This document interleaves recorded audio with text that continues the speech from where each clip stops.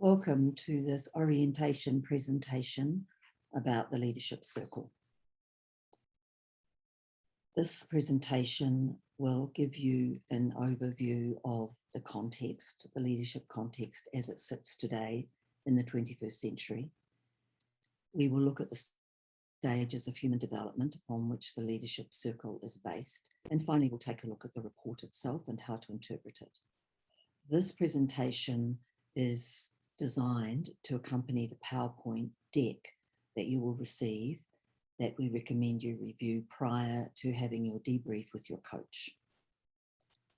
Let's have a look at the purpose of the Leadership Circle. The Leadership Circle was designed by Bob Anderson, and it's one of the most powerful 360-degree leadership evaluation tools for leaders in the 21st century. It's the integration of over 50 years of research, and it's designed to fulfill Bob Anderson's core purpose, which is the fact that he believes we exist to involve the conscious practice of leadership in order to steward the planet into the future. So firstly, let's have a look at the overview of leadership as it's described by Bob Anderson. So this is at the core of how this tool actually operates. It's the basis upon which it is designed. So in life, and also particularly in leadership, there's a core tension that we're called on to manage as adults, and especially, as I said, as leaders. And that is the tension between purpose and safety. Great leaders, as they go through their life, get attracted to wanting to distill something that stands for something more important than perhaps themselves personally or just making money. They seek to build their life and their organizations as a mirror to that purpose.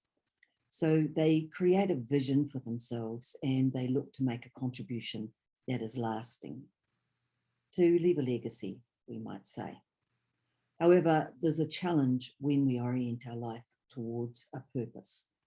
It comes with risk, and this throws up that tension between the purpose and vision and remaining safe. We're constantly having to manage the need for our safety and the safety of others. We work to pay our mortgage, to provide financial security for ourselves and others. And this need is tied to moving up, making more money, and developing more scope for our impact. In order to move up, we need to gain and maintain the approval of those around us, particularly those stakeholders who have impact on our progress. And so any loss of credibility or fall from grace with such people won't be good for our career. So inherent in managing the leadership purpose, safety is that dichotomy that we also need to manage strategically, financially and politically. As Bob Anderson says, there is no safe way to be great. So how does this tie into the leadership profile? The results of the Leadership Circle are organised around a core tension, the core tension of safety and purpose.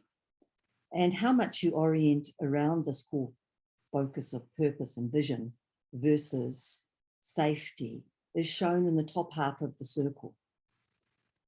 These are referred to as the creative competencies of leadership. And if your orientation is more toward the safety side, your scores will show up to be higher in the lower half of the circle. We refer to these as reactive tendencies. When we orient our life and leadership toward what matters most to us, and that is the primary driver, we are in a creative structure of mind. And when our primary focus is on staying safe, we are more likely to be in what we refer to as a reactive structure of mind. This is important because in systems dynamics, the structure of something determines its performance. So when we are in a safety reactive structure, we get a very different outcome. than when we are in a purpose-driven creative structure. So let's look first at how the reactive structure operates in our life and in our leadership. Our lens when we are in the reactive structure is that we start with a problem. And our attention is focused on approval and moving up. So the problem really is a threat. And what it does is it generates fear within us.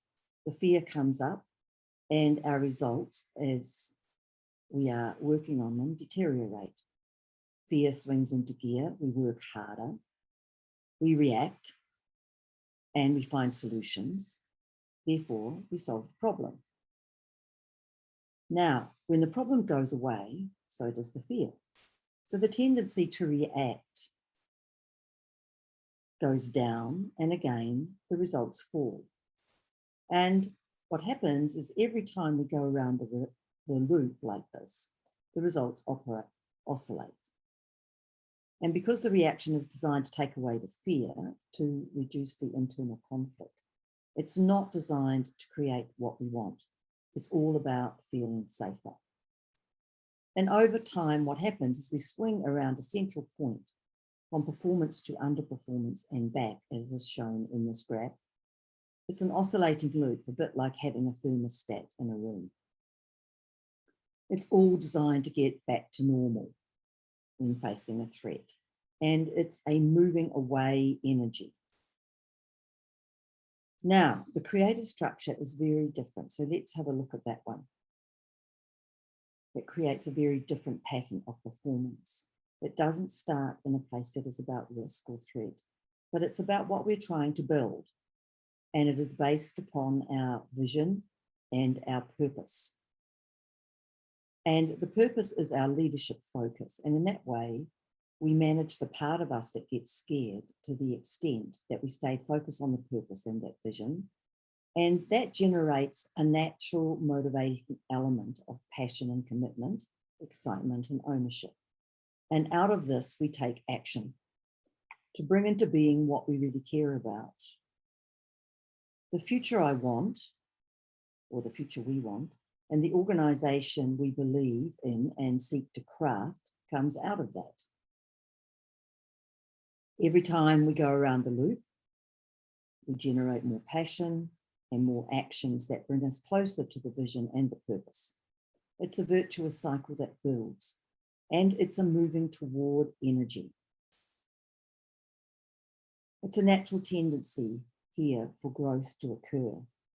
And in the leadership circle, the key creative competencies are the source of this leadership effectiveness, but they are hindered by the reactive structure. So we use this assessment to get a picture of how leaders are showing up and the degree to which leaders are oriented toward purpose or growth and or maintaining safety. We call this playing to win or not playing to lose. So, how do we shift from a problem reacting structure to an outcome creating structure? Firstly, we have to get very clear about what matters to us. And because it's a duality, we need to confront the belief structures that create anxiety. And this is the conversation that you'll be having with your coach as you look at the leadership circle. You'll be reviewing any reactive tendencies and the underlying drivers of those. And you'll also be taking a look at what is truly important to you. So, through this process, we're really seeking the freedom of the expression of our authentic self rather than the constriction of a desire for being small, playing small, and being safe. In order to understand this more fully, we need to understand, first of all, the stages of human development, to understand where this shift is happening. So the first level of human development is the physical, and this is the development of the human being in the womb. Now, we once thought that, in fact, there was no influence on how we showed up ultimately as human beings from the physical development. But we now know that the kind of pregnancy that the mother has will determine the kind of influences already once the child is born. But what we're really interested in is the stages of psychological development and consciousness. And the first stage we want to look at is the ego. This is the emotional programming of the emerging self. And this is the predominant focus for the first 7 or so years of life. This is all about me, a focus on me, and the quality of our caring and whether we are loved and accepted and taken care of at this time has a huge influence on our future going forward, all the way through our adult life. Once we reach the age of about 2, what starts to happen is we start to develop a mind of our own. And that causes our carers to start to socialize us. And this is a process that is based upon our need to belong and fit in, because we cannot take care of ourselves fully at this point in time. So this is where the rules of our life get laid down. And we are informed at this point by our culture, our language, our schooling, our faith, those kinds of things create the framework for what is acceptable and what is not acceptable in our life. The next stage happens around the time of puberty, although in this modern era, it is starting to occur earlier on. And this is what we refer to as the creative or independent self. This is the point where we start to ask ourselves the question about what is the meaning of my life? Who do I want to be? What rules do I want to follow? How do I want to express myself? There are 2 more levels. We're not going to cover them off in a lot of detail, but just to give you the full picture. The next level is what we call the integral self. This is the holistic self. This is where we look to integrate our emotional, mental, and spiritual selves into one coherent whole.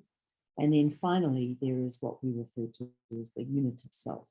This is the point where we transcend over the identity that is the self. We move beyond that piece into being part of something that's greater than ourselves. So each level of human development is identified through a dominant question that the person is posed and is asking and seeking a solution for about their life. Level 2 is about the ego. How do I get what I want, that I need in order to survive? Level 3 is about what is the problem and how do I solve it? How do I make sure that I remain safe and get on top of things? Level 4 is what do I want to create? Who do I want to become? Level 5 is what is my service in the world? What's my contribution and legacy? And level 6, there is no guiding question at this level, as this is considered to be the level of enlightenment. The stages of development are sequential and they move up as our consciousness expands and evolves. However, situationally, we can move up and down these levels depending upon what is going on for us. The leadership circle sits really between level 3s and 4. It's the shift between the socialized self, which is programmed, and the creative self, which is expressive. So the creative competencies are seated in the independent thinking, and the reactive tendencies are seated in the conditioning that we experienced when we were growing up. So let's have a look at the leadership profile itself. The results are presented as a simple circumflex, looking like this. And we can see that above the line, on the outer circle, there are 18 creative competencies. And these are considered to be the essential behaviours and skills that are required for leadership in the 21st century. There are also 11 reactive styles below the line. And these are the habits of thought that create our autonomic and automatic responses and behaviours. And very often they are overextended or underutilised competencies that can be traced to our limiting beliefs and assumptions. There are 8 inner circle dimensions. There are 3 below the line and there are 5 above the line. There are 2 axes in the creative competencies and reactive styles, above and below the line. And the second axis is the axis of people versus task. The creative competencies that are above the line are centered around relating to others. So this is about emotional wisdom and creating positive and enhancing rapport and relationships with others, both personally and in leadership contexts. Secondly, there is self-awareness, knowing self, and being able to lead self and act consciously in the moment. Authenticity is at the top, along with our ability to be authentic in our expression through integrity. Moving to the task side, we have systems awareness. These are some competencies that have developed more in the 20th or 21st century, should I say.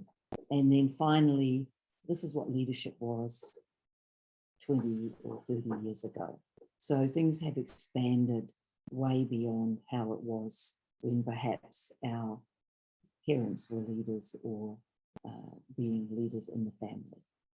The reactive tendencies. There are 3 major clusters: complying. So this is where we put aside our own values and what's important to us in order to comply with and please others. Protecting. This is what we would refer to as the flight response. It's about withdrawing. It's about becoming safe. It's about stepping back. And controlling. This is a forward-moving response, and it's really about the fight response. Their inner and outer circles. We are interested in both of these because we want to have an overall picture. If we have a look at the inner circle, we can see the variation of others' responses and our own response. So they are summaries, and then we get the breakdown, the specifics of each of the competencies or limiting elements in the outer circles. There are percentile ratings. Now, these percentile ratings are anchored against others who are in the database. And 0 to 33% is considered low, above the line. 33 to 66 is considered medium, and 66 to 100% is considered high. And that's good. Below the line, however, low scores are good because of the fact that below the line, these are reactive and conditioned and automatic responses that very often we have no control over. They run us. The percentages are normed against all of those who've completed the leadership circle in the central database. So this gives you a perspective of how you show up versus other leaders across the planet. We have percentiles and raw scores. Now, this is very helpful because it gives us 2 lenses to look through.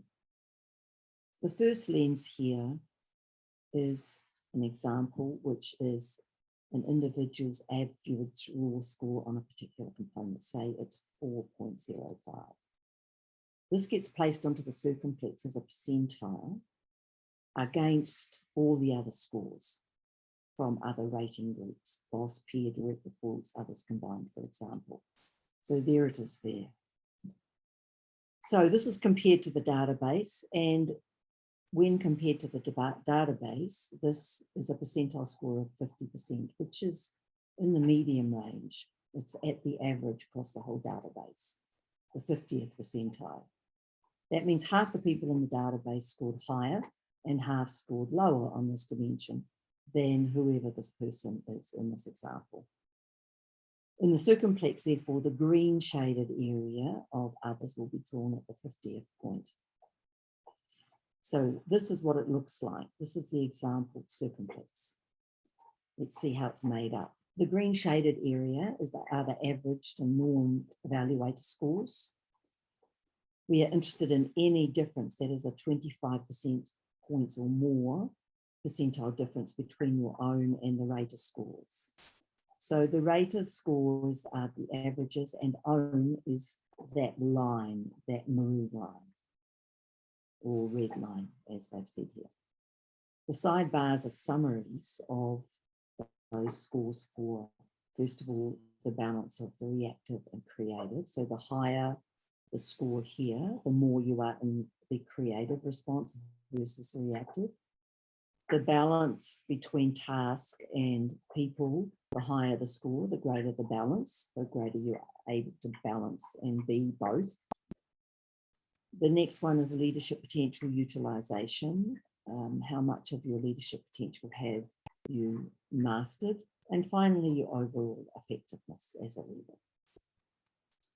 There are also opposites, and these then give you an insight as to what you might be able to do should you have high scores in the reactive and you want to lower those.